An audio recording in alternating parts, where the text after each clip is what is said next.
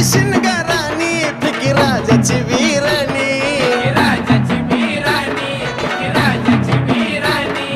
शिक काय करून फुलबाई वरून वल्याची केस वळती